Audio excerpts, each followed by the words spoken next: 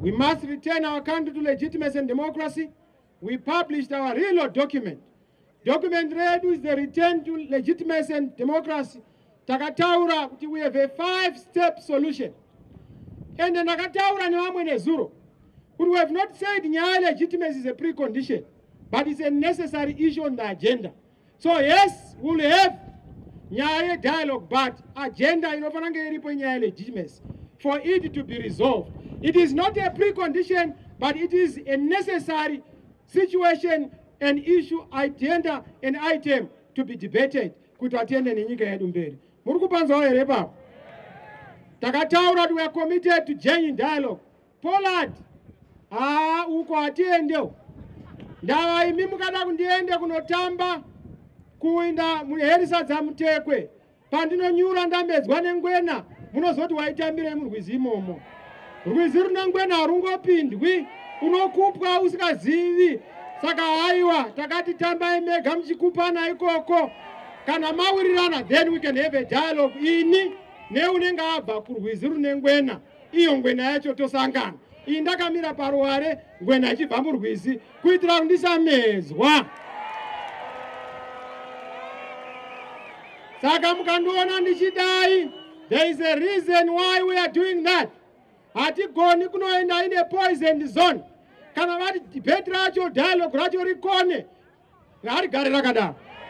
Ende ndakataura kuti inini handisi kuzomuvha chero vatungamiriri vamwe vakatengwa vakanzi uyai tipinde, ini semusoro wechitima ndoramba ndakamira maturoko kana muripo.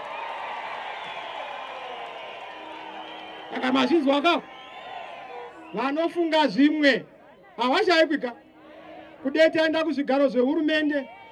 Hatina kufomera musangano zvigaro, takafomera musangano ugaro. Hatina kufomera musangano kupiwa kudya kwedu, asi kudya kwevazhinji.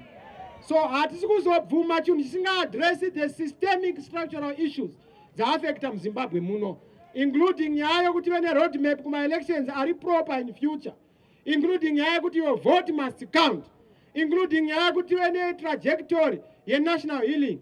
Munyika muno vanhu vane maronda, vanhu vane misodzi. Guku rahundi ine misodzi inotyisa, ine mavanga anotyisa. Toda kuvapodza murunyararo in peace. Vanhu vakatorerwa mari, mapensioners vamwe vakapururwa kusara vasina. Masavings vamwe vakanga vasevha nokuda kwaMutuli, ungouya wanyora mutemo wako, ungouya ati Tuli apedza mari yenyu. Vanhu vatambura munyika muno, their savings are gone. All those are issues to be addressed in the context of national healing and national vision. Toda kugadzirira nyaya ne-dialogue. Bandichakuudza kana dialogue raramba tinoita sei. So that we are clear, because kana zvikaramba toita zvimwe, zvimwe zvikaramba toita zvimwe, dzimwe nyika dzopindira, handizvo here? Kuti tigadzire dambudziko romuZimbabwe. Kureva kuti chii? Toda kuita zvinhu zvedu murunyararo. Basa redu riitwe murunyararo. I have emphasized nyaya yepeace all the time. Saka pakauya ma-initiatives, and vati muninzi wepress munyorewo zviri pachena. Isu tiri kuda genuine dialogue. Nyarara henyu. We want genuine dialogue. The dialogue must be scaffolded and underwritten by a credible mediator.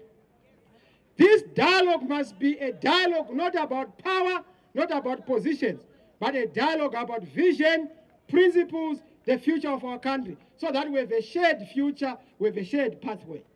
Those are true guys. Towirirana kuti dambudziko rakati togadzira sei. Matambudziko ese atiri kuona anotemesa vakomana ZANU-PF nevasikana musoro. They are an overnight problem because they are many made. Takazviita mu-inclusive. Isu kupinda netimu yangu yana mashakada. Kungodongorera sokuona kuti apa napapa ndabuda shoot one time. Mangwana chaivo munoona mafactory akuputika neutsi. Zvinhu zvavakuita zvakanaka. Because tinoziva what has to be done. We must restore trust, confidence. We must make sure that we get consistency in policies. We must make sure that the rule of law, ease of doing business. We have plans and mechanisms to make sure those things are in place. Saka haiwa pakauya machechi. Kaine machechi we are 7. yes, the Sabbath, kutsanya sarudzo. Tikati vanhu vaMwari manamate. Tikati anamate. Tikati aiwa kana manamata makore manomwe akawanda. Hatigoni kutsanya sarudzo nokuti ndo the oxygen of a democracy. Elections are the oxygen of a democracy. Saka toda kumeka sure kuti hatiende kunosuffocate that oxygen. Ngatigadzirei matambudziko. Tinowirirana nemachechi kuti dambudziko riri muno is a crisis of governance. Towirirana nemachechi kuti dambudziko riri muno munoda dialogue. But we don't agree kuti roda 7 days dzakarebesa. But we are saying bring your issues. Toita a dialogue on it. We have already given them our position. Kuvachechi wo apart from Zimbabwe Council of Churches neagenda yakaitika pakauya vakomana vangu ana Utaunashe nana mudhara vangu vana Father Mkonori nemukoma wangu uyu Mutendi wokumusha kwangu vakauya vakatenda kuti matambudziko arimo shuwa akakura. VaMkonori vakati shuwa tine mukono wematambudziko. VaUtaunashe vakati iwe ndiwe une utahwashe unofana kuti uinde kunogadzirisa nyika. Ndikati ndinozvinzwa vakuru vekereke todi zvikanzi Bvuma Mnangagwa ndiye president. Ndikati bati chinhu chikuru mubhaibheri ndechekuti usabvuma nhema, usareva nhema. Ine muri mabhishop ndoreva nhema muchida kuti ndinde kugehena makatarisa. Ndinamatirewo ndirambe ndakamira pachokwadi chokuti sarudzo dzakabiwa muZimbabwe.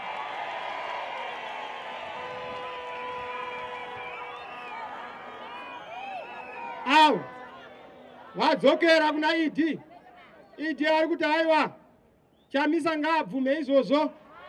Ngaangobvuma timboshanda tesa, next time ndozomupawo. Ndikati waonotozata apa wakatora ko next time zvako zvikakubata futi zvinokuwisira futi pauri ipapa. So takati aiwa toda dialogue riri proper. Ndo pakauyawo Vambeki. Vambeki vanouya ndakavaona muna December. Ndavaona vakati ndauyawo muZimbabwe. Tinoziva kuti wewe une rutsikiro rwakapuwa nemaZimbabwe. Saka takaruona tiri kuSouth Africa, mutsindo wembizi wakasvika, mukurumbira wakasvika. Ndikati wakasvikawo zvikanzi zvine mutsindo. Ngatinotenda. Saka todi panzoda kuti iwe tinzwe kuti maissues ako ndapi, because mukutadza kuwirirana sei naMnangagwa shamwari yako. Ndikati handizive kuti tiri mu1 room ari kurasika papi. Ndakamuti ine handisi kuda kuti ende kugurumwandira rake rePollard, because ndoenda ikoko ndonosangana nevamwe vanotataura nyaya dzinangana nebasa rese. Ene unoziva zvipopi zvine tsika yekuti angoruma mumakumbo nyaya isina kuitwa. Saka handiinde ikoko ine.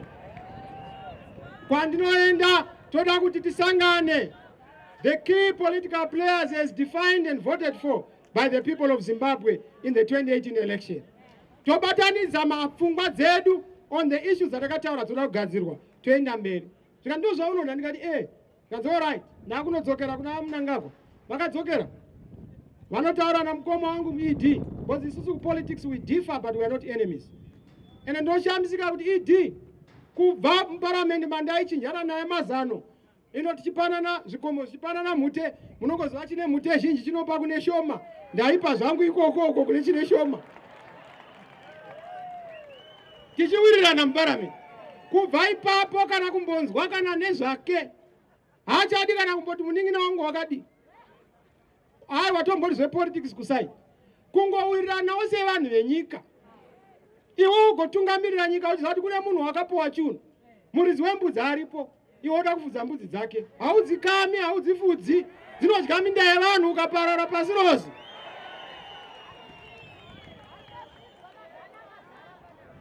Ndiri kuti chii? Dialogue is very important. Ndakauza Vambeki vadzoka.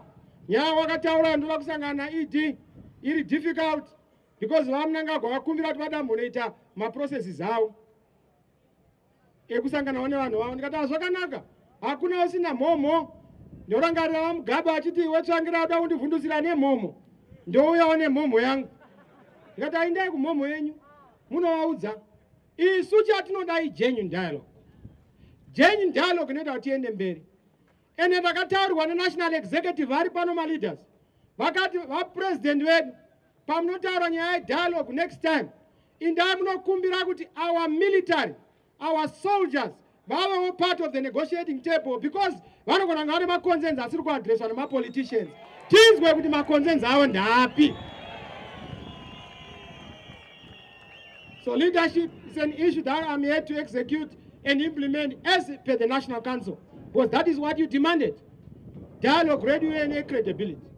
But dialogue, rinofana kuva dialogue, rokuti zvinhu zvedu zvifambe, rokuti zvinhu zvedu zviite zvakanaka. So ndakuudzai, pavakadzoka vaMbeki, vakanaka kumirira kubva kuna vaMunangagwa. Nanhasi vakamirira kubva kuna vaMunangagwa. Saka ndinoti munzwisise kuti inini ruoko rwangu I've extended the hand of peace. I've extended the hand of rapprochement. I've extended the hand of dialogue to say for this country to move forward, it takes two to tango. Let's dialogue about the issues affecting the country, but genuine dialogue underwritten by the international community so that we're able to resolve all the issues of reforms that are fundamental to move the country forward. Anything short of that, inandipo ipapo, I'm ready to quit in the wilderness for as long as it's necessary until the objective of Zimbabweans it was realized. To the extent that you will support me and you are with me on that principled position.